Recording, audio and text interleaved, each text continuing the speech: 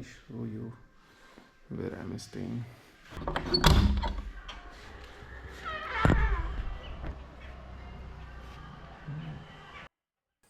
So this is the cool village homestay kind of a place where I'm staying right now. This is an open kitchen for all travelers who wanted to cook something. So all facilities are there in this open kitchen. This beautiful homestay is managed by Murari ji, who is a gem of a person. They have a big peepal tree in their premise. Look at this. Look at their roots. So now I'm going downstairs. They also have a temple in their premise where every morning when you wake up, you will be filled with a lot of positivity while listening to those bhakti songs. And here is my bike, and now I'm going outside. So this is the temple, and this is the big peepal tree in which they named their homestay as Big Tree, and it's really big. Let me show you the wide view of that peepal tree. So here it is, and this is the homestay. This is the peepal tree, and this is the temple.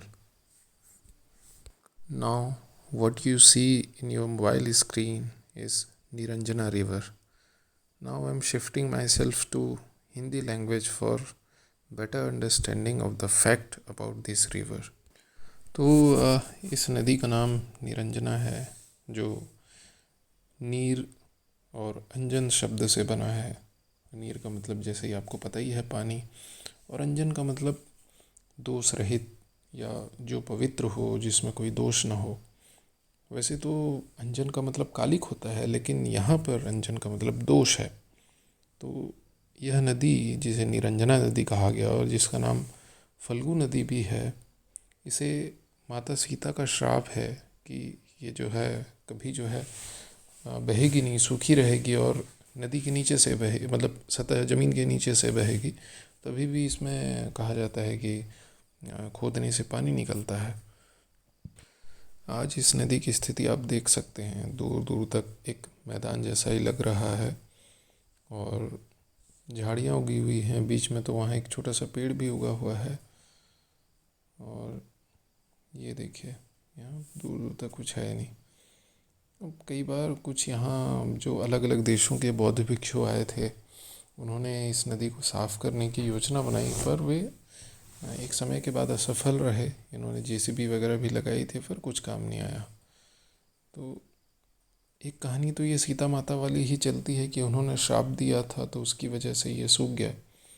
दूसरा एक ये कहानी चलती है कि जब भगवान बुद्ध यहाँ आए तो इसी नदी को पार करके ही बौद्ध के आए थे। मतलब जहाँ से ये सूरज निकल रहा है उधर से आए थे, और इधर ये जो झाड़ी दिख रही है बड़ा सा, जो वही पीपल का पेड़ है जहाँ मैं रह रहा हूँ, तो इसको पूरा पार करके इधर बोध गया आए थे। ये जो पूरा शहर दिख रहा है ये बोध गया है। तो जब भगवान बुद्ध या सिद्धार्थ गौतम की जब साधना चल रही थी, चक्र गति से जब वो अपनी साधना कर रहे थे, भटक रहे थे, तो थके हारे से, निर्दोष से मन से, एक कमज़ोर सा शरीर लेकर, मतलब इतने कमज़ोर हो रखे थे कि उनकी कांख की हड्डियां भी उनके हाथ में पकड़ में आ जाए। ऐसी स्थिति में सिद्धार्थ गौतम इस नदी को पार करके इस छोर में आ गए। उनके शिष्य पीछे खड़े रहे और सिद्धार्थ गौतम ने नदी में छलांग लगाई और यहाँ से आ गए। कहते हैं कि तब इस नदी में बाढ़ आई हुई थी, और जैसे ही इस नदी को पार कर जब वे इस छोर पर आए और जहाँ जिस पीपल के पेड़ के नीचे बैठ के उन्हें समाधि ली, तो उससे पहले बदहवास इस नदी के किनारे आके बैठे थे। तो सुजाता नाम की एक किसी ने इन्हें जो दूध का पायस खिलाया था, और उन्हीं के नाम पे बोध गया में सुजाता स्तूप भी है और एक बहुत फेमस सुजाता रेस्टोरेंट भी है।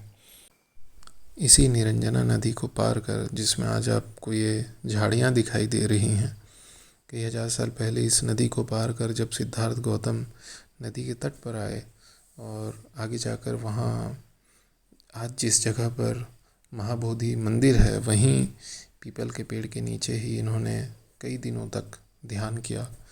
फिर कहा जाता है कि तब जाकर इन्हें वहाँ ज्ञान प्राप्त हुआ और यहीं से उन्होंने फिर लोगों को उपदेश देना शुरू किया। ये वही महाबोधि का मंदिर परिसर है। मुख्य मंदिर सामने से कुछ ऐसा दिखाई देता है।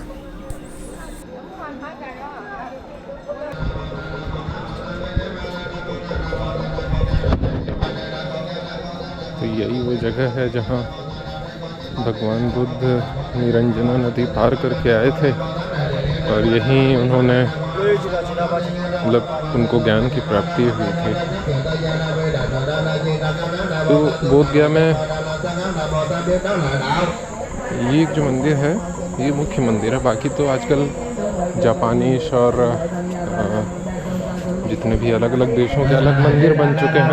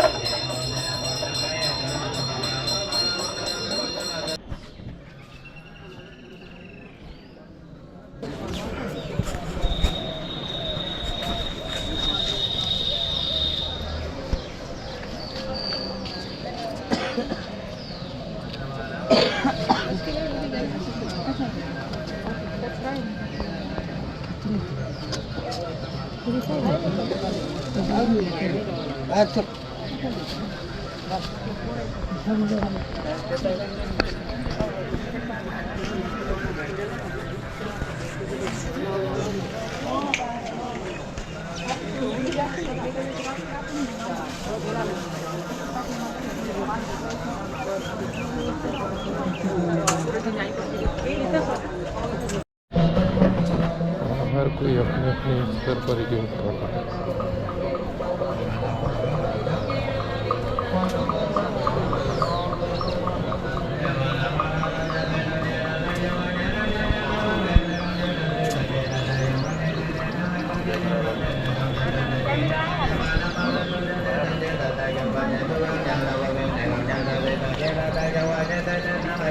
ये एक तालाब बना हुआ है यहाँ पर।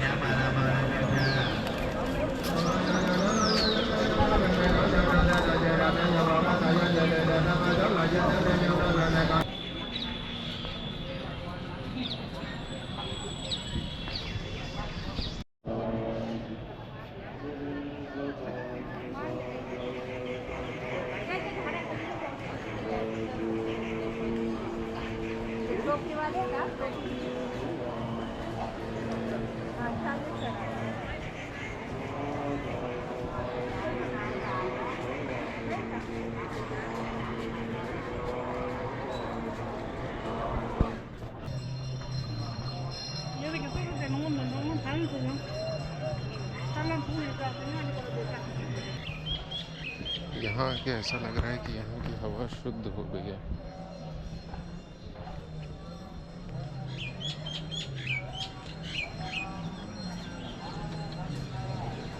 यहाँ की अपनी हवा का अलग सुकून है।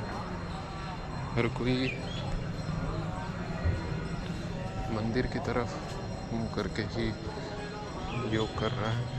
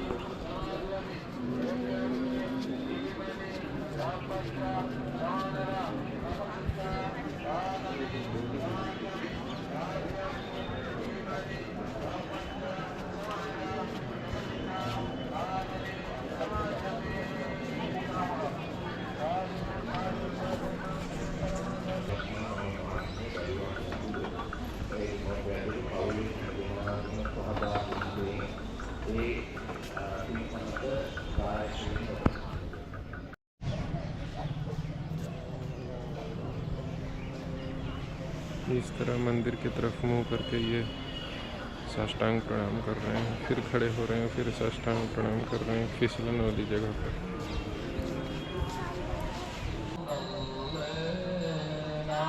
बोध गया में स्थित इस महाबोधि मंदिर को 250 ईसा पूर्व में सम्राट अशोक ने बनवाया था और मंदिर के मुख्य गर्भ में रखी यह सुनहरे रंग की प्रतिमा सन 1980 में ही रखी गई है।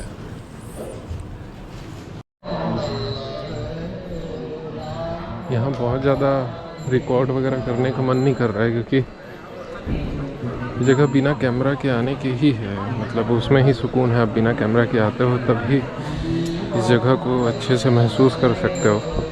तो अब थोड़ी देर बाद मैं यहाँ से अभी कैमरा ऑफ कर दूँगा और थोड़ी देर तक यहाँ बैठूँगा, इस जगह को महसूस करूँगा जहाँ हज़ारों साल पहले बुद्ध को कुछ अलग महसूस हुआ था, ज्ञान की प्राप्ति हुई थी या जो भी है, जहाँ से उन्होंने विश्व शांति का संदेश दिया। तो यही वो जगह है। और इस मंदिर के पीछे ये जो पेड़ दिख रहा है, यहीं पे बहुत सारे लोग बैठे हैं, वही बोधि वृक्ष है। पता नहीं जब बोधि वृक्ष उतने समय तक तो नहीं जिंदा रहता होगा, पर जब वो मरता होगा तो फिर एक पौधा लगा देते होंगे। इस तरीके से बोधि वृक्ष का अपना अस्तित्व बना हुआ है अभी भी, और बड़ी संख्या में लोग वहाँ बैठ के मेडिटेशन कर रहे हैं। मैं भी कोई जगह ढूंढता हूँ जहाँ सुकून से बैठ सकूँ।